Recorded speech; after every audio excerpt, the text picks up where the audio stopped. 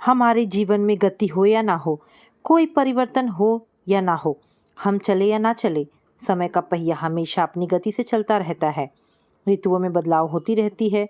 सुमन के जीवन में भी ऐसा ही कुछ हो रहा है। उसके जीवन में भी सब कुछ ठहर सा गया है, किंतु समय अपनी गति से आगे बढ़ता जा रहा है। ऋतुएं भी बदलाव हो रही है। वर्ष दर वर्ष वह उम्र की सीढ़ियां भी चढ़ती जा रही है। शादी के बाद घर गृहस्थी के उत्तरदायित्व निभाने में वह इतनी व्यस्त हुई कि कुछ देर ठहरकर पीछे देखने का समय भी नहीं मिला, और आज उसे ऐसा प्रतीत हो रहा है जैसे 19 वर्ष की उम्र में शादी हो जाने के बाद वह सीधे उम्र के इस 50वें पड़ाव पर पहुंच गई हो। शादी के समय उसकी उम्र 20 वर्ष की भी पूरी नहीं थी। 19 वर्ष 4 महीने। शादी के लगभग 5 वर्ष के अंदर ही तीनों बच्चे उसकी गोद में आ गए थे। अब बच्चे बड़े हो गए हैं, सब कुछ परिवर्तित हो गया है, लेकिन कुछ अपरिवर्तित सा है। जैसे कि वह आज भी सुबह 4 बजे उठती है। पहले वह इतनी देर तक पूजा पाठ नहीं करती थी, लेकिन अब पूजा पर बैठ जाने के बाद संतुष्टि न मिलने तक बैठी रहती है। आज भी वह सुबह 4 बजे उठ गई है। आवश्यक कामों से फ्री होकर पहले कुछ देर तक वह पूजा करेगी।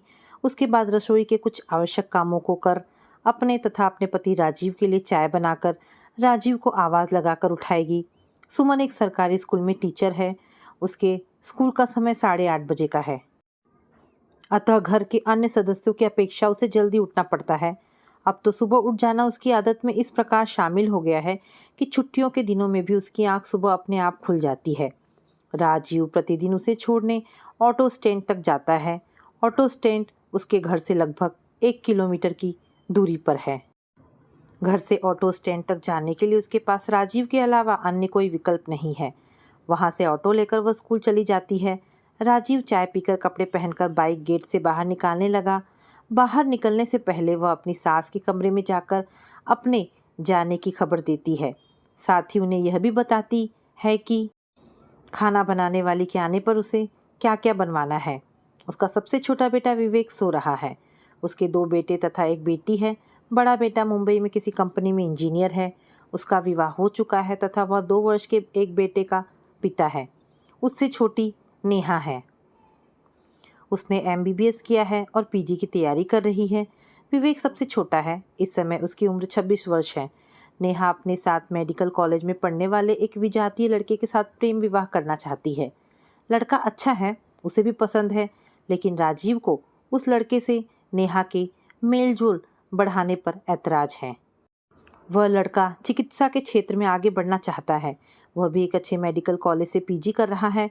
समृद्ध घर का लड़का है तथा गांव से संबंध रखता है। जमीन जायदाद धन संपदा खेती सब कुछ है उसके परिवार में।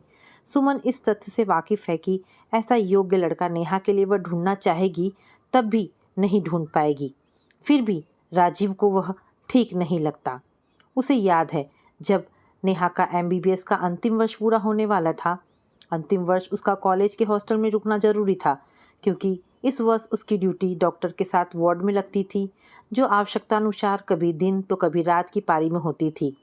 तब वह रविवार को ही घर आ पाती थी। आज इतनी देर क्यों हो गई घर आने में? एक इतवार छुट्टी में शाम के 8 बजे नेहा के घर में प्रवेश करते ही राजीव ने पूछा था, पापा, इस रविवार हमारी इमरजेंसी ड्यूटी थी, आज की छुट्टी मिलने वाली ही नहीं थी। अंतिम समय लगभग 7 बजे छुट्टी की सूचना हमें मिली। नेहा ने घबराते हुए कहा, मेडिकल कॉलेज से घर की दूरी आधे घंटे की है, तुम्हें 1.5 घंटे लग गए घर आने में? राजीव ने उसके आने वाले समय को और बढ़ते हुए पूछा। नेहा ने उनकी बात का कोई जवाब नहीं दिया, चुपचाप कमरे में चली गई और विवेक से बातें करने लगी।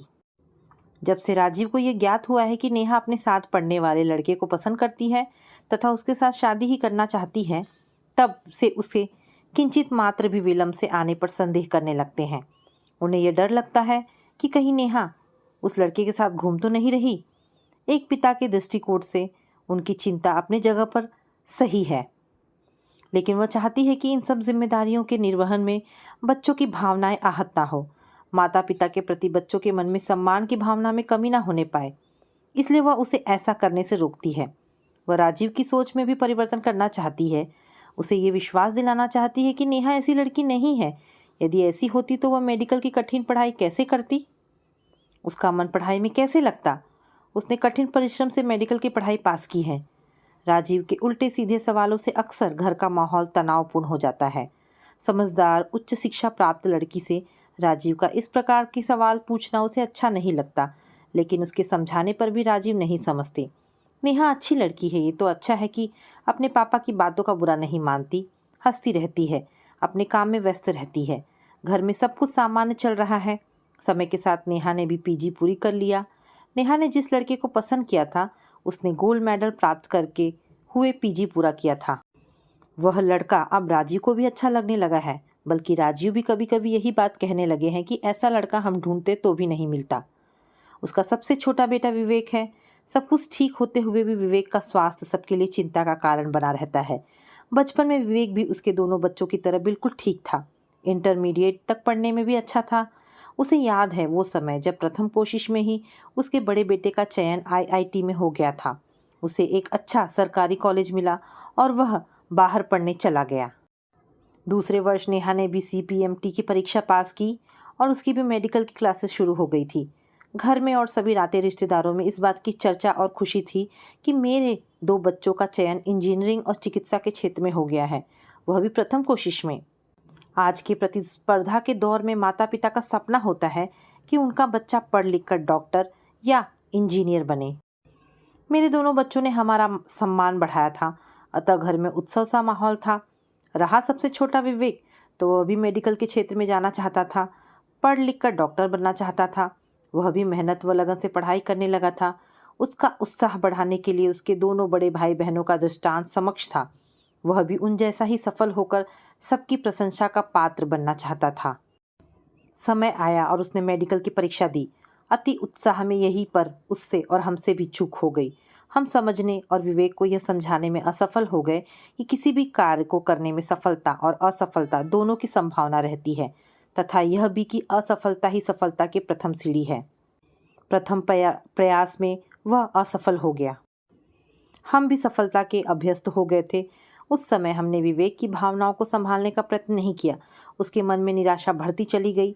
बाद में जब उसका व्यवहार असामान्य होने लगा तब हमने कोशिश जरूर किया। कदाचित तब तक देर हो चुकी थी। शाम को जब पूरा घर एक साथ बैठकर टीवी देखता, हंसता, बातें करता, तब विवेक वहाँ से चला जाता और बालकनी में जाकर चुपचाप खड़ा हो जाता। हम समझते कि मेडिकल में चयन न हो पाने के कारण वह कुछ व्याकुल है। धीरे धीरे पुनः प्रयास करेगा और सब कुछ ठीक हो जाएगा। हम गलत थे। उसके भीतर एक प्रकार की निराशा के साथ भाई बहन की तुलना में स्वयं को कम समझना व असफलता का डर बैठ गया था। साथ ही यह भी कि हम सब उसे कम प्यार करते हैं और उसके बड़े भाई व बहन को सफल होने के कारण अधिक प्यार करते हैं। किसी मेहमान के घर आने पर वह सामने नहीं जाता, चुपचाप अपना कमरा बंद कर अंदर बैठा रहता। कभी कभी वह मुझसे बताता कि रात भर उसे नींद नहीं आती। अपने पापा से वह कम बात करता। नींद ना आने से उसकी मानसिक उलझनें बढ़ने लगी। रात भर बैठा रहता। वह अवसादग्रस्त रहने लगा। डॉक्टर को दिखाया गया, उन्होंने कहा कि ठीक हो जाएगा, लेकिन कब? हम सब उसके ठीक होने का इंतज़ार कर रहे हैं। अब तो नींद की दवाओं से ही उसे नींद आती है। एक दिन हमने धूमधाम से नेहा का विवाह कर दिया। शादी के बाद वह भी एक निजी अस्पताल में डॉक्टर में पद पर कार्य करने लगी है। बड़े बेटे के मुंबई व शादी के बाद नेहा के अलग शिफ्ट हो जाने से घर में सूनापन रहने लगा। मैं और राजीव दिन भर अपनी अपनी नौकरी पर चले जाते। इस बीच विवेक घर पर अकेला रहता। इस अकेलेपन से बचने के लिए ही मैंने व राजीव ने उसे आगे कोई अन्य व्यावसायिक कोर्स कर लेने के लिए कहा। उसने होटल मैनेजमेंट करने के लिए कॉलेज में दाखिला ले लिया। जैसे जैसे उसका कोर्स पूरा होता जा रहा था, मुझे ऐसा प्रतीत हो रहा था कि उसका मन पढ़ने में नहीं लग रहा है। किसी प्रकार उसने होटल मैनेजमेंट का कोर्स पूरा किया। तत्पश्चात वो पूरे समय घर में रहने लगा। बाहर की दुनिया, दोस्तों, रिश्तेदारों से अलग वह अपनी दुनिया में कैद रहने लगा। रात में उसे नींद नहीं आती तो अक्सर बालकनी में खड़ा हो जाता। दोपहर में भी उसे नींद नहीं आती। खाने में भी अरुचि हो गई थी। जब मन होता थोड़ा बहुत कुछ खा लेता। परिणाम स्वरूप उसका स्वास्थ्य खराब रहने लगा। इधर कुछ और परिवर्तन उसमें आए। वह अपना कमरा व बिस्तर छोड़कर मेरे व राजीव के साथ सोने लगा। कदाचित कोई डर समाहित हो गया था उसके दिल में। अंततः हमें उसे मनोचिकित्सक के पास ले जाना पड़ा। आज 4 वर्ष हो गए। अभी तक विवेक का स्वास्थ्य ठीक नहीं हो पा रहा है। उसने स्वास्थ्य की चिंता में सभी परेशान रहते हैं। होटल मैनेजमेंट का कोर्स पूरा कर लेने के बाद भी वह नौकरी की मनस्थिति में नहीं है। आज मेरी छुट्टी है। घर के प्रतिदिन के सभी काम समाप्त हो गए। इस समय दोपहर के 1 बज रहे हैं। विवेक सो रहा है। डॉक्टरी परामर्श के अनुसार उसे जो दवा दी जाती है उसके प्रभाव से वह देर तक सोता है। दोपहर 1 बजे से पहले वह कभी उठ नहीं पाता। कभी कभी और देर तक सोना चाहता है। मेरा मन उद्विग्न हो रहा है। घर के अंदर मन नहीं लग रहा है। मैं बालकनी में कुर्सी डालकर बैठ जाती हूँ। बालकनी में बैठकर भी मन में विचारों का उथल पुथल जारी है। क्या जीवन इतना दुरूह होता है? उसे जीना लेना क्यों किसी चुनौती की भांति प्रतीत होने लगता है? जीवन बचपन सा सरल क्यों नहीं होता? मेरी यादों में बचपन के दिन किसी चलचित्र की भांति सजीव होने लगे। मेरा जन्म गांव में हुआ था, थोड़ा विकसित व कुछ बड़ा गांव। बड़े से घर के बाहरी हिस्से में बड़ा सा दालान था जिसमें लगे फलों के वृक्ष प्राकृतिक व स्वस्थ वातावरण का सृजन करते थे। आम, अमरूद, करौंदे, नींबू आदि के पेड़ ऋतुओं के अनुसार फलों से भर जाते। हमारा संयुक्त परिवार एक साथ रहता था और सबके लिए था एक रसोई घर। गांव के सरकारी इंटर कॉलेज से मैंने 10वीं तक की परीक्षा पूर्ण की थी। गांव का खुला वातावरण जहां पेड़ पौधे जंगल अधिक थे। कंक्रीट के जंगल अर्थात मकानों की संख्या कम थी। हम सब भाई बहन व गांव के बच्चे पढ़ाई करने के बाद मिले। खाली समय में सब मिलजुल कर खूब खेलते थे। अकेलेपन व निराशा से उत्पन्न अवसाद जैसी बीमारियों का नाम गांव में कोई नहीं जानता था। मुझे मेरे बचपन का पसंदीदा एक खेल अब भी याद है और वो है गांव में किसी भी निर्माणाधीन मकान की छत से नीचे पड़े बालू के ढेर पर छलांग लगाने की प्रतियोगिता, जिसमें मैं बहुधा विजयी होती। अथवा पेड़ों की शाखाओं को पकड़कर झूला झूलना, खेतों की पगडंडियों पर दौड़ना, प्रथम द्वितीय तृतीय स्थान प्राप्त कर खूब खुश होना। जैसे कितने सारे खेल खेलते थे हम सब बच्चे। किसी भी खेल में मैं प्रथम आने का प्रयत्न करती, बहुधा प्रथम आती भी। लड़कियों वाले खेल कम खेलती, सदैव लड़कों से टक्कर लेती। हॉकी हो या गिल्ली डंडा, लड़कों की टीम में बहुधा अकेली लड़की होती मैं। देखते देखते मैंने 10वीं की परीक्षा उत्तीर्ण कर ली। घर में मेरे विवाह की बातें होने लगी थी। उस उम्र में मैं विवाह शब्द से परिचित अवश्य थी, किंतु अर्थ से नहीं। अपने विवाह की चर्चा सुनकर मुझ में कोई विशेष उत्सुकता जागृत नहीं होती, जैसी कि उस उम्र की अन्य लड़कियों में होती होगी। उस समय मेरा सपना था कि पढ़ लिख कर अलग व सबसे अच्छा कुछ बनना, खेतों में बागों में भाई बहनों के साथ खेलना, कच्चे आम कच्चे पक्के अमरूद तोड़ना व बड़े चाव से खाना। मानो यही जीवन है। माँ की कई डांट खाने के बाद घर के कुछ कामों में उनका हाथ बटाना तथा पुनः उनकी नज़र बचाकर खेलने भाग जाना, तब यही जीवन था। जीवन का यही अर्थ समझ में आता था। एक दिन मुझे पता चला मेरा विवाह तय हो गया है। मैं 10वीं कक्षा में थी। लड़का ग्रेजुएशन कर रहा है। वो बनारस के एक छोटे से गांव का रहने वाला है। शादी के बाद मैं ससुराल आ गई। इतने वर्ष के पश्चात भी ससुराल की यादें अभी तक मेरे मन मस्तिष्क में ताज़ा है। दिन भर घूंघट में रहना, घूंघट में रहते हुए ही घर के जरूरी काम करना, शौच के लिए खेतों में जाना, वह भी सुबह भोर होने से पहले और रात्रि में। कितनी दुर्दशा हुई थी मेरी ससुराल के गांव में। कहाँ बचपन का वो उन्मुक्त जीवन और कहाँ ये जीवन जिसमें बचपन कहीं बिला गया था। कदापि मेरे भीतर कुछ साहस शेष रह गया था। अतः आगे पढ़ने के लिए मैंने विद्रोह के स्वर को मुखर किया। ससुराल से माँ के घर आकर किसी प्रकार 12वीं की परीक्षा पास कर ली। तत्पश्चात आगे स्नातक की शिक्षा के लिए अपनी इच्छा प्रकट की। माँ के घर में शिक्षा का वातावरण था ही। ससुराल पक्ष के लोग भी शिक्षित थे, लेकिन बहू की शिक्षा के प्रति उदासीन व कुछ विरोधी थे। अतः मैंने दृढ़ता से अपनी बात रखी। किसी प्रकार स्नातक में माँ के घर से प्रवेश दिलाया गया। मैं पढ़ने के लिए अधिकतर माँ के घर रहने लगी थी।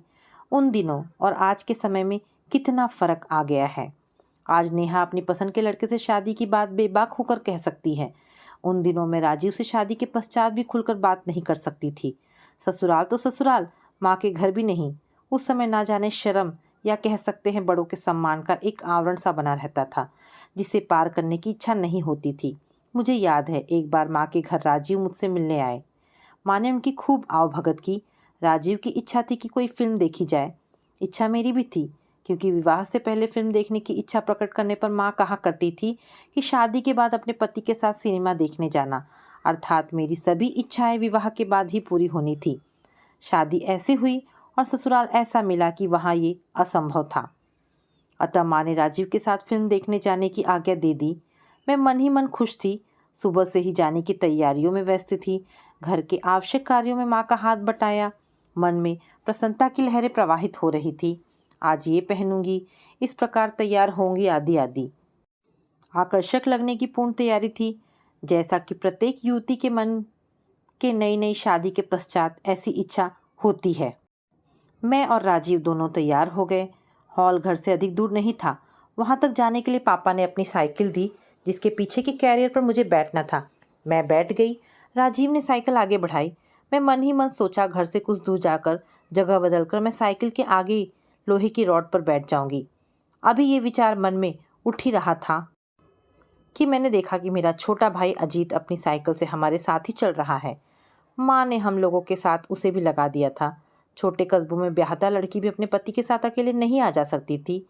जब अजीत साथ ही साथ चल रहा था तो साइकिल पर आगे आकर बैठने का सवाल ही नहीं था। संस्कारों व अदब भरा जीवन हुआ करता था उस समय। हम सब शिष्टाचारों से बंधे थे। कभी कभी मैं सोचती हूँ कि सारे बंधन, सारी बंदिशें बिल्कुल सही थी। कम से कम समाज में नैतिकता व रिश्तों की मान मर्यादा, बड़े छोटे का अदब सम्मान था। इसी कारण गांव की बेटी सबकी बेटी हुआ करती थी। आज वो सब मर्यादाएं, उच्च श्रृंखलता भरे वातावरण व दुनियावी भीड़ भाड़ में ना जाने कहाँ बिला गई हैं। पुराने दिन अब मात्र यादों में शेष रह गए हैं, लेकिन यादों में कब तक रहा जा सकता है। इनसे निकलकर वर्तमान में हकीकत के धरातल पर आना ही पड़ता है। मेरा वर्तमान यही है कि मुझे अब विवेक की चिंता होने लगी है। मैं सोचती हूँ कि अभी तो राजीव के माता पिता हमारे साथ रहते हैं। मेरे और राजीव के काम पर चले जाने के बाद विवेक की देखभाल करते हैं। लेकिन कब तक? उम्र के अंतिम पड़ाव पर उनकी सक्रियता छीड़ होती जा रही है। अभी तो उनका बहुत बड़ा संबल यही है कि घर में विवेक को अकेले नहीं रहना पड़ता। ऋतुएं परिवर्तित हो रही हैं। चारों तरफ का परिदृश्य परिवर्तित हो रहा है। 5 वर्ष पूरे हो जाएंगे। विवेक का स्वास्थ्य ठीक नहीं हो पा रहा है। नाते, रिश्तेदारों और राजीव के अम्मा बाबूजी का विचार है कि यदि विवेक का विवाह कर दिया जाए तो कदाचित उसकी दशा और स्वास्थ्य में सुधार हो जाए। राजीव भी यही चाहते हैं, किंतु कैसे? कौन देगा अपनी बेटी? हम किसी गरीब घर की लड़की का चुनाव करेंगे। ये प्रश्न सामने आते ही मेरी सास ललिता देवी ने अपने विचार रखे। विवेक अभी नौकरी करने की स्थिति में नहीं है, हमें इंतज़ार करना चाहिए। मैंने अपनी बात पूरी की। हमारी आर्थिक स्थिति इतनी कमज़ोर नहीं है कि हम विवेक व उसकी पत्नी का जिम्मेदारी ना उठा सके, उन पर 4 पैसे खर्च ना कर सके। मैंने अपना प्लॉट जो मैरिज लॉन बनवाने के लिए रख छोड़ा है, उसे विवेक के नाम कर दूंगा। सकारात्मक प्रतिक्रिया की उम्मीद में हमारी ओर देखते हुए मेरे ससुर रामेश्वर जी ने कहा, उससे आमदनी पर्याप्त होगी विवेक व उसके परिवार के लिए। उन्होंने अपनी बात पूरी करते हुए कहा। घर में सबको उनकी बात सही लगी। मैं वहाँ से बिना कुछ बोले चली आई। कुछ ना बोलना सहमति मानी जाती है। विवेक के लिए लड़की की तलाश शुरू हो गई। विवेक को देखकर मैं यही सोचती कि न जाने किस भावनात्मक आघात के कारण विवेक की मनस्थिति इस प्रकार हो गई है। ना जाने किस कारणवश मानसिक रूप से दुर्बल हो गया। अपने बड़े भाई व बहन की सफलता देखकर उन जैसा सफल न हो पाने की पीड़ा व हीन भावना तो इसका कारण नहीं है। अब वह मुझसे अपने मन की बातें नहीं बताता, किंतु पहले जब वह अपने मन की बातें बताता था तब वह अक्सर मुझसे कहा करता था कि आपने मुझे डॉक्टर बनने नहीं दिया, मुझे होटल मैनेजमेंट का कोर्स करवा दिया। मैं ये नौकरी कभी नहीं करूँगा। मुझ पर आप लोगों ने ध्यान नहीं दिया है। मैंने उसे समझाते हुए कहती कि नहीं बेटा, ऐसा नहीं है। हम सब ने प्रयत्न किया है कि तुम्हारा भी चयन मेडिकल में हो जाए, किंतु ऐसा नहीं हो पाया। मैं उसे कैसे कहती कि तुम्हारे नंबर कम थे इसलिए चयन नहीं हो पाया। उसकी स्थिति ऐसी नहीं थी कि उससे ऐसी बातें की जाए और उसकी समस्या को और बढ़ाया जाए। विवेक के लिए वधू देखी जाने लगी। सजातीय व गरीब परिवार की लड़की प्राथमिकता पर थी। एक परिचित के माध्यम से ऐसी लड़की मिल भी गई। गरीब परिवार की लड़की, उसकी अविवाहित 3 बहनें भी थी। परिवार इतना निर्धन कि साधारण विवाह का खर्च भी वहन ना कर सके। हम सब लड़की देखने गए। सभी को पसंद थी वह लड़की। तुमने कहाँ तक पढ़ाई की है? मैंने पूछा। जी 10वीं तक, उसने सकुचाते हुए कहा। आगे क्यों नहीं की पढ़ाई? तब हम गांव में रहते थे। स्कूल गांव से दूर था। पिताजी के पास इतने पैसे नहीं थे कि वो इतनी दूर हमें भेज सकी। मेरे सवाल पर उसने तत्काल जवाब दिया। मैं समझ गई कि ये लड़की तेज बुद्धि की है। उसे आगे पढ़ने का मौका नहीं मिला। यहाँ शहर में माँ व पिताजी दोनों का काम मिल गया है, इसलिए मेरे छोटे भाई बहन पढ़ने जा रहे हैं। उसने कहा, अभी तुम्हारी उम्र ज़्यादा नहीं है, तुम्हें आगे पढ़ने का मौका मिले तो क्या तुम पढ़ना चाहोगी? मैंने पूछा। मैं 10वीं पास हूँ, इसके आगे यदि कोई व्यावसायिक कोर्स करने का मौका मिलेगा तो ज़रूरी करूँगी, जैसे टेलरिंग, कुकिंग, टाइपिंग आदि। यही ठीक रहेगा मेरे लिए, इनमें ही मेरी रुचि है, उसने कहा। उसकी बातें सुनकर मुझे प्रसन्नता हुई। मैंने मन ही मन सोचा कि विवेक के लिए इतनी समझदार लड़की दोबारा नहीं मिलेगी। यही विवेक के लिए सही जीवन साथी होगी, उसके सुख दुख में उसका संबल होगी। उसकी बातों से मेरी सास, मेरे पति भी संतुष्ट थे। वह लड़की जिसका नाम विशाखा था, उसके माता पिता से अपनी पसंद नापसंद की सूचना फ़ोन द्वारा देने की बात कहकर हम घर आ गए थे, जबकि वास्तविकता यह थी कि विशाखा मुझे बहुत अच्छी लगी। विवेक अब तक सो रहा था, वह देर रात तक जगता है। उसकी अनभिज्ञता में उसे नींद की दवा दी जाती है, तब जाकर उसे कहीं नींद आती है। घर में सबकी बातचीत के स्वर सुनकर वह कुछ ही देर में उठ गया। हमने पहले से ही उसे बता दिया था कि उसके विवाह की बात चल रही है। एक दो अन्य लड़कियों की तस्वीरें भी हमारे पास थी। आज हमने विशाखा की फ़ोटो दिखाते हुए उसे बताया कि इस लड़की से उसका विवाह तय करने की हम सब ने सोची है। उसका चेहरा भाव शून्य था। विवेक ने ना जाने क्या समझा, या हमने उसे अपनी बात समझाने में कोई कमी कर दी थी। माँ, मैं सभी लड़कियों से विवाह करूँगा क्या? मैं इन सब से विवाह कैसे कर सकता हूँ? लड़कियों की सभी तस्वीरों की ओर संकेत करते हुए उसने कहा। उसका उत्तर सुनकर मैं सदमे में हूँ। मेरे मन मस्तिष्क में विचारों का प्रवाह जारी है। विशाखा के घर वालों को मैं क्या जवाब दूँ? उनकी गरीबी का फ़ायदा उठाते हुए विवेक की अस्वस्थता बताकर भी यदि विशाखा से विवेक की शादी करा देती हूँ तो विशाखा के दिल पर क्या बीतेगी? कैसे वह पूरा जीवन विवेक के साथ व्यतीत करेगी? क्या ये विशाखा जैसी लड़की के साथ अन्याय नहीं होगा? मुझे विशाखा में अपना प्रतिबिंब दिख रहा है। किसी के जीवन से नहीं खेल सकती मैं।